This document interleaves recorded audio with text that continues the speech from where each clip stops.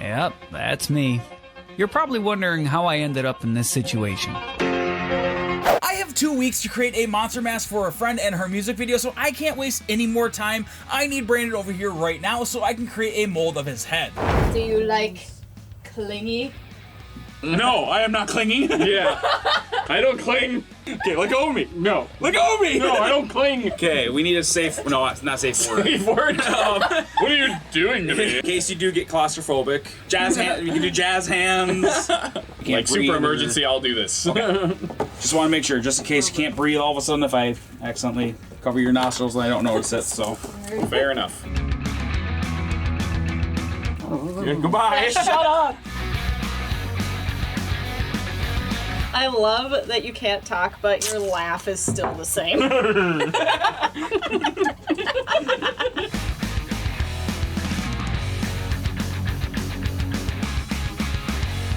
Now for the final mask, we wanted it so he could take it off pretty easily, right? Yeah. Okay, yeah, so actually, that he can... knowing where this ends actually is probably a good spot. I'll just go a little further than that.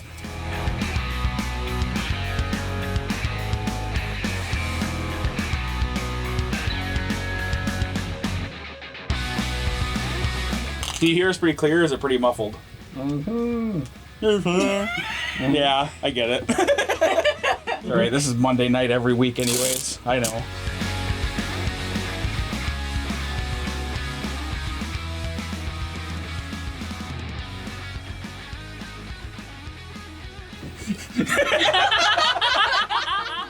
Hello, darkness, my old friend. I gotta keep making lines. Don't move. Oh, are you angry? Are you so angry?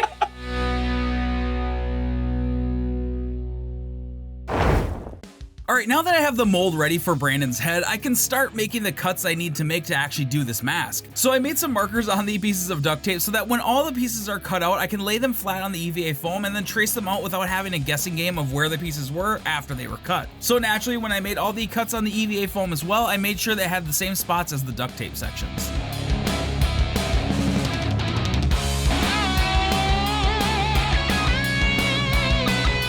With all of the foam pieces cut out, I needed to start gluing them together. When using contact cement like this, you really want to make sure you're in a well-ventilated space and wearing a mask. I normally do this in my garage, but I really wanted you to be able to see everything in this better light. Though I did get to the point where I got so sick of the smell that I ended up doing some of it in my garage. I just couldn't stand the lingering smell of the glue in my studio. I also want to take a moment to thank all the wonderful people on the screen right now. These are all of my wonderful patrons and they help support the work that I do. If you want to help support this channel and all the things I do, make sure to join them on the screen here and check the link below.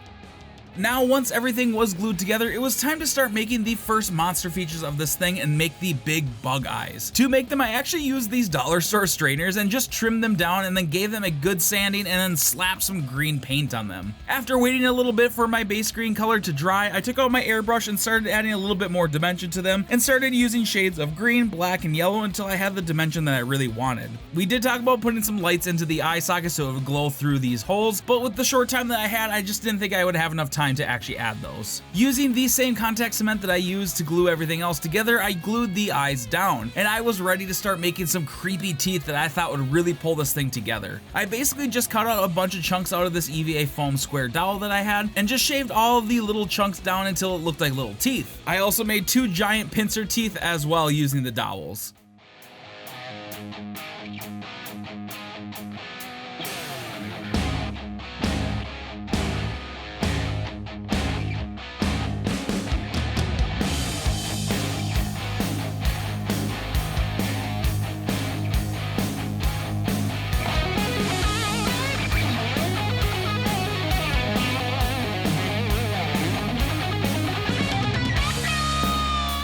And more contact cement and waiting, and it was time to start blending everything together using the Magic EVA foam clay. This stuff is awesome and it takes a while to really get used to, and to be honest, I'm still learning how to use it myself, but it works so well at getting everything looking like it's just one nice piece.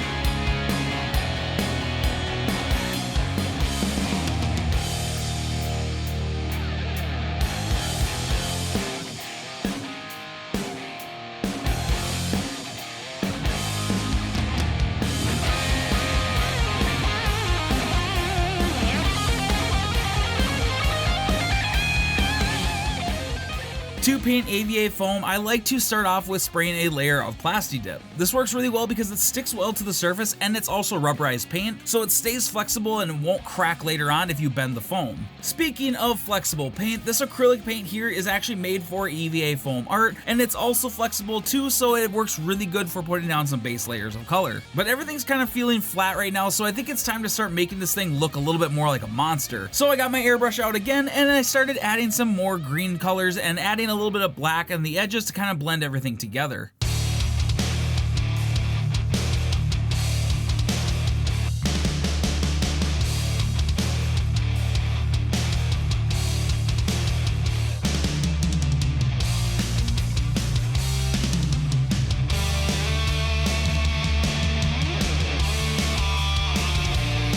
One of the final touches that we wanted in this mask was that it would be a little bit fuzzy. So to do this, I put some watered down Elmer's glue and then brushed it on with my paintbrush and added some green and black flocking to the glue. And after a couple other details, I think this mask is ready. Let's see how this thing looks in a sneak peek of the music video. Once you're done watching this, make sure to go check out the full music video where you can see this mask in action.